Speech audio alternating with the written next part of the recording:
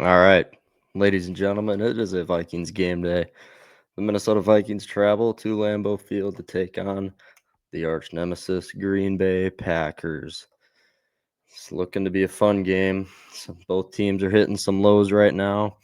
We also got a Minnesota Wild game we'll get to today very briefly. But today is really just about the Vikings. Time to get back on track. Time to get JJ more comfortable. Time to beat a big rival here today. Big game day today. Um, yeah, like I said, Packers struggling as of late. Yeah, they had a win last week, but that's really only because of Jameis Winston and his late game turnover gave the Packers the win, 27-20 in New York City. The Packers are faltering in a lot of key categories. One big one that the Packers are hanging their heads on is that a lot of people seem like they don't like the play calling of Matt LaFleur. And I will admit, watching, I forget what game it was. It was one of the Packers. I think it was the Eagles game. There was the hot mic moment of an Eagles D lineman, maybe Brandon Graham, I forget, maybe Jalen Carter. One of them was yelling out the Packers' plays as they were about to run them. I mean, I think at the end of the game, Packers had a 4th and 5, and Josh Jacobs gets handed the ball. Just a simple inside zone concept from Matt LaFleur. And I think it was Jalen Carter yelling out that it wasn't inside zone and he knew the side it was going to, which is really just showing me that Matt LaFleur is being a bit stubborn with his play calling. I mean, we know a little bit about that right now with Kevin O'Connell and the passing game that the Vikings are having right now. But Kevin's gotten better, and I'm assuming Matt LaFleur is getting better because he is a great coach, top 10 coach in the league by far, easily, no matter what Vikings fans want to say. If he is getting more predictable with his play calling, I think that's probably going to change with the division game at home for the Packers. Yeah. And the Vikings, here's the thing. In past years, the Vikings are 2-0 in the last 2 years at Lambeau Field. The Vikings have shown that they can stop the Packers' run game with Jacobs and get pressure on Love. In these last 4 games, the Vikings are 3-1 against the Packers. That's 2 home and 2 away, obviously. And the Vikings have really – the score doesn't reflect it, especially last year, but the Vikings have pretty much dominated these games, which I'm not saying that's going to be how this game today goes, but it is a question if Kevin just has Matt's number or if he's going to come back. And if I had to say, with everything that's going around the Vikings right now, a lot of uncertainty at the QB position at the moment, I'd have to swing my train of expectations to the Packers because they're the ones that have expectations, even though they've been losing to some bad teams. But little injury report. Packers are pretty depleted, and the Vikings are not, which is a great thing going into this game. 2 dudes that are out. Jaden Reed, he suffered a collarbone injury a while ago for the Packers. He's not playing, but he is practicing again for him. Nate Hobbs, he's out. Their cornerback that they signed from the Raiders this offseason. And then doubtful, this one's a big one. Quay Walker is doubtful to play. And I'm actually not remembering why or his injury designation, but he's doubtful, which would be huge for the Vikings run game, especially, but also the pass game. Quay Walker runs that defense. He's a phenomenal player. Questionable, here's a whole lot. Matthew Golden, Josh Jacobs, Carl Brooks, the defensive tackle, and Lucas Van Ness, Dontavian Wicks, and Savion Williams, all starters on this team except Carl Brooks, I think. Either way, they're all contributors, especially, I mean, obviously the biggest one would be Josh Jacobs. The Vikings' run defense has been subject to a big game. Take Kenneth Gainwell, Bijan Robinson in week 2. But the Vikings have also had games where they hold Jahmyr Gibbs and David Montgomery to 50 yards combined. So it's been kind of off and on, but it's good to see Josh Jacobs questionable for a Viking standpoint, not as a fan standpoint, because I want all the players playing. I want the team's best, and I don't want people getting hurt. That's just not how I am, and that's not how a lot of fans should be. We should hope for their health and safety, but for the Vikings standpoint, it would be great to see Josh Jacobs not playing because he's a great player, and if we don't need to worry about him as much, two things, it's gonna make the Packers pass the ball more predictable for us, and we can adjust to it. Second, it's Josh Jacobs. He can break a 70-yard gain at any time in the game, so it's good for many different reasons. All right. As for our team, Minnesota Vikings, that is all we are here. Vikings getting healthy for maybe a very far-fetched and last hope 3% chance to make the playoffs. We're getting healthy at the right time to make that run. All right. We're going to win out. I'm kidding. Someone's going to clip that someday and use that against me. No. All right. The Vikings, it's been a long time here, but we get Ryan Kelly back, our center. And this is the first time that we're actually going to see this revamped 100% healthy offensive line that we've been raving about this offseason, which is Christian Darrisaw, Donovan Jackson, Ryan Kelly, and then Will Fries and Brian O'Neill. Right there would be a top 5 offensive line, undoubted. You have 2 of the best tackles in the NFL. Donovan Jackson is having an average, like above average season as a rookie. Will Fries has kind of been underwhelming, to be completely honest, but he's still average in the pack in all the guards on the PFF ranking scale. And then Ryan Kelly, if he can just come back and just be good, if he can be Blake Brandel, because Blake Brandel, to be completely honest, for never playing center, Blake Brandel played amazing. For not ever being in the center position before, he took it and kind of ran with it and did a phenomenal job at just limiting everything. He let 3 pressures in the few weeks that he was the starting center for the team. And he ended up being ranked 14th in all qualified centers in this league this year. 14th.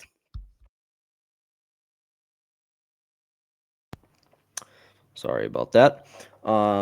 And so going beyond, I mean, I kind of think beyond this year. Ryan Kelly has a mutual team option that, I mean, or a mutual agreement where he could come back for the 2026 season, but that's dependent on both sides of it, the Vikings and Ryan Kelly's team.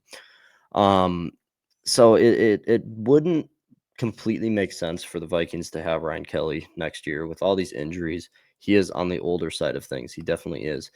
If you have Blake Brandel, who ranked 14th when never playing the position before, I think you roll with that. But either way, for this weekend, and hopefully for the rest of this year, we have our 100% healthy offensive line for the first time this year, and it's going to be very, very refreshing seeing that come together. All right, going to the Vikings defense. It has been back to being a fast, aggressive, and playmaking defense that they were really all year last year, except for a few clunkers. The only difference is that they're not creating the turnovers as they were last year. Maybe you can call it the Cam Bynum effect, but this defense has not created turnovers. I mean, if you take away that Bengals game in week 3, that Bengals game had more. Actually, I think half of our turnovers that we have this year on defense are from that Bengals game. So if you take that away, we are the worst in the NFL. We're already 30th in the NFL in takeaways. So it's not great, and that has to come to fruition at some time, because now this defense is playing great. They played great against the Ravens, held Lamar to an average day, and then the Bears had a bad day offensively. They did not get anything going. This defense kept us in the game, keeping JJ McCarthy from being out of the game, which that's the biggest part of this whole thing. So the defense, I have no worries about them tomorrow. The only injury we have on the defense here is Jonathan Grenard, which it sounds like now, from a report about an hour ago I saw, it sounds like now he is not going today, which that stinks. But I mean, we have seen an emergence from our second year guy, Dallas Turner. He had a great day against the Bears last week, and I expect him to keep going at this pace and not slow down now, because he is really getting after it. But this team, ever since Andrew Van Ginkel came back, has been great. You're seeing guys like Jay Ward step up and Theo Jackson getting less snaps. Eric Wilson might be the greatest free agent addition that we had this offseason, and I expect a big day out of him today too. All right, and going back to Eric Wilson, here are two players on the defense I think will have a great day today, okay? The first one, like I already said, I think Eric Wilson is going to have a great day.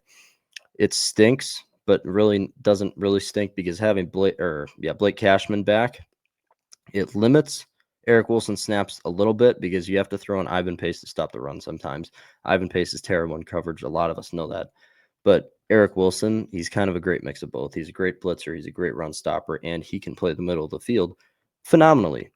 And he will have a great day today going against his former team, the Packers. He played there for a couple of years, I think. I know it was 2. Could be more than that, I forget. But he's going to be after him. He's going to get to Jordan Love. He's going to have a phenomenal day today.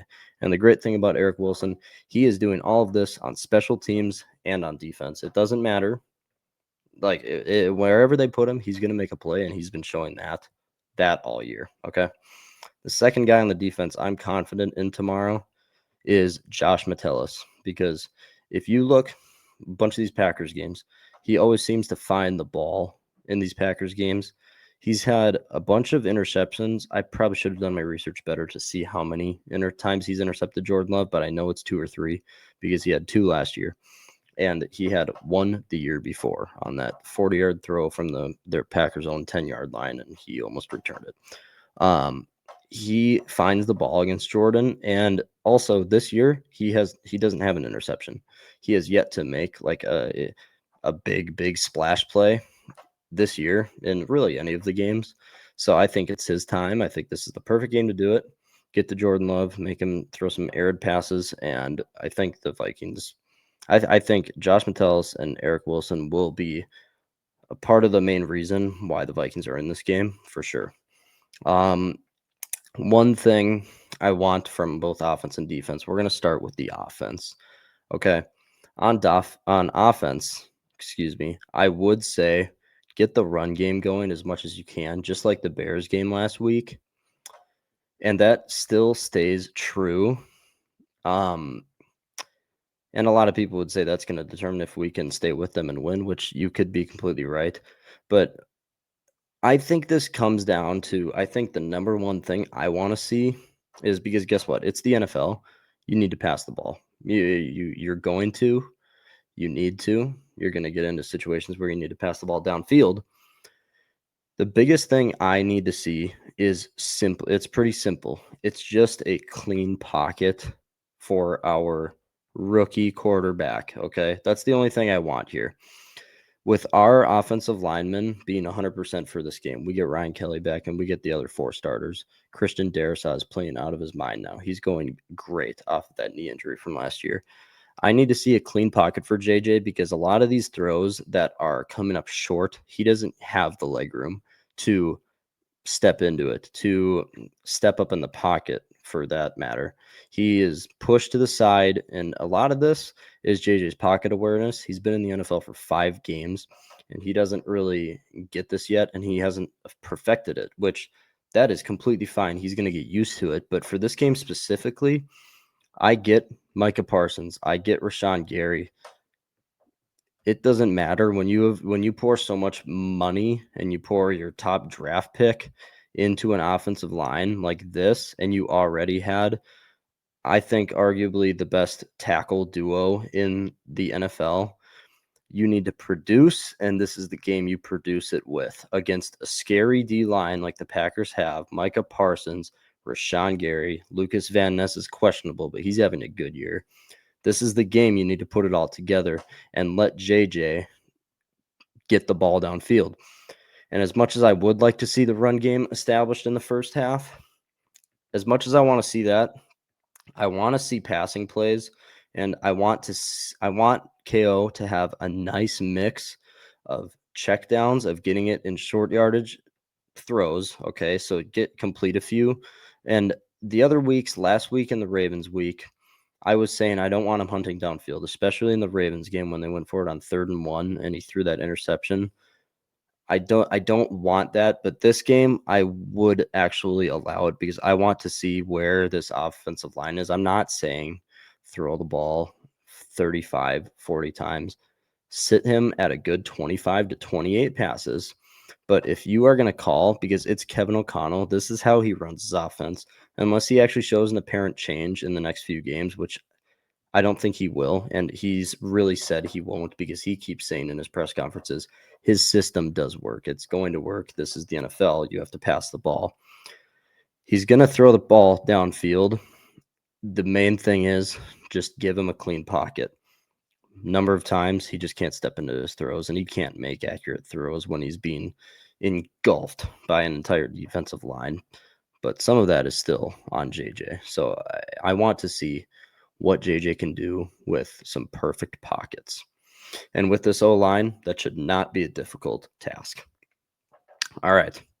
That's the one thing I want from the offense. The one thing I want from the defense, pretty simple again. It's how we beat the Packers twice last year. You need to get Jordan Love out of the pocket. You need to get him frantically running inside the pocket. You need to get him just nervous and Nancy, because he proves time and time again when he is off his feet and when he can't have his little step back floating away throws, he sails throws. He keeps him short. He doesn't his completion percentage just goes down. Everything goes down for him. He's not great in those scenarios. And the Packers offensive line is ranking 18th in pass blocking efficiency all year. So this is the game where I know Jonathan Gardner's out, but this is the game where you need to have a big push from the D line. And here's the thing. And Josh Jacobs might not play. And if he does, he's going to be running hurt and he's going to be on a snap count. And so the Packers will be relying on the pass a lot more tomorrow. Be ready for it. Be ready for it. Have your defensive backs wired before the game because they need to be ready. But the main thing, just like the Gophers struggled with yesterday, you need to get home. You need to cause some havoc. That's why the Gophers lost, and that's why the Vikings will lose today if they can't get Jordan Love into some harmful territory. All right. I need him in Dallas Turner's arms twice, at least tomorrow. That is what I wanted from the defense. All right. And those are my thoughts for the Vikings game. A lot of them. I tried rushing this. I didn't want to make it a huge episode. One other thing, we got a Wild game day today. We can't miss that. Wild travel to Winnipeg, take on the Jets, who are coming off a loss to Carolina 2 days ago. And actually, I should probably do this. So if people are skipping by, Minnesota Wild talk, let's get to it. Let's do this right now. All right. They're coming on 2 days of rest after losing to Carolina. So one thing that I thought was interesting, Hellebuyck hasn't played since November 15th. He is on 8 days of rest. The Winnipeg Jets are primed to they've been planning for this revenge game. The Wild, we ended up beating them 4-3 at the end of October. Winnipeg wants their revenge. They want to tie our season series at 1-1. And Hellebuyck is going to be starting this game. And the Wild have gotten to him a few times in the past, but not likely. There's a lot more games where Hellebuyck is good because he's one of the best goalies in the league. Everyone knows that if you watch the NHL. Oof. I don't know if we'll see who we will see in net. Gus played our last game against the Penguins where we won 5-0. He was good. He only faced 19 shots in that game, but you also have to take into perspective Jesper Wallstedt is on a 3-game tear right now. He comes off 2 shutouts and then a win against Carolina, a great team, in a shootout in an overtime where he was brilliant. Jesper is at an all-time high with his confidence in his career so far. I mean, this is an all-time high for him. So you have to take that into consideration. I don't know who we're going to be starting in net. One other thing. I talked on one of the first episodes I did on here that covered the Penguins game that the Wild had. The Wild came out so fast and so aggressive in that game. It was very surprising to me. And a lot of the times in the NHL, especially with the Wild, you don't see that twice in a row. Like that was the most aggressive team I've seen, or the aggressive, like that was the most aggressive I've seen the Wild play this year. Aggressive. They were in on every puck on the board. They were in front of the net scrambling, getting the pucks in dangerous territories for dangerous opportunities for the Pittsburgh goalie. And I don't think you can replicate that again. And Winnipeg is kind of built to just keep taking those hits and just keep kind of fighting back. They're sitting at 12, 8, and 2, I think. And they are primed for a day like this where they've been sitting Hellebuck specifically for this game. So I don't know. I don't know about the Wild's chances here tonight, but the Wild have also been on a tear lately. They're 8-1-1 in November. So I hope they keep it going here because that would be phenomenal in their case. Another thing, I mean, we get to see two old friends tonight, Nino Niederreiter. Going to be fun. And then good old Gus Nyquist. We definitely don't know anything about him.